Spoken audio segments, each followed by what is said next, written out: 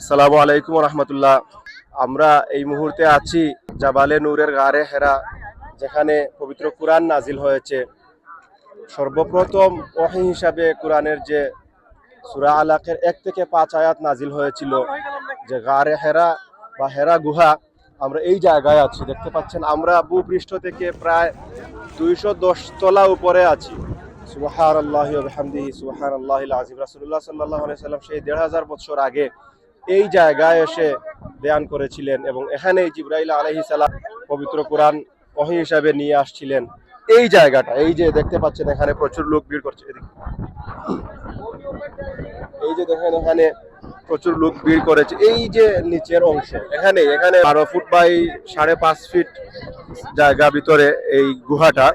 এই জায়গায় রাসূলুল্লাহ সাল্লাল্লাহু আলাইহি সাল্লাম বসা ছিলেন এবং এখানেই সূরা আলাকের প্রথম 5 আয়াত সর্বপ্রথম কোরআনের আয়াতগুলো নাজিল হয়েছিল। যা ভূপৃষ্ঠ থেকে প্রায় 210 তলা উপরে, প্রায় 2500 ফিট উপরে আছি আমরা এখন। আল্লাহ রাব্বুল আলামিন আমাদের জন্য যে হেদায়েত গ্রন্থ দিয়েছেন, রাসূল সাল্লাল্লাহু আলাইহি সাল্লামের উপর নাজিল করেছেন, এটা এই জায়গায় শুরু হয়েছিল। এখানে আলাদাভাবে অনেকে এখানে ঢুকে নামাজ পড়ার চেষ্টা করেন বা কিছু করার চেষ্টা করেন, যদিও এখানে শরীয়তে এই ধরনের কিছু করার কোনো বিধান নেই। শুধুমাত্র দেখার জন্য যে এই জায়গা কত কষ্ট করে রাসূলুল্লাহ সাল্লাল্লাহু আলাইহি সাল্লাম আসলেন। মা খাদিজা রাদিয়াল্লাহু তাআলা আনহা কিভাবে রাসূলের জন্য কষ্ট করে সেই বাসা থেকে খাবার নিয়ে আসতেন।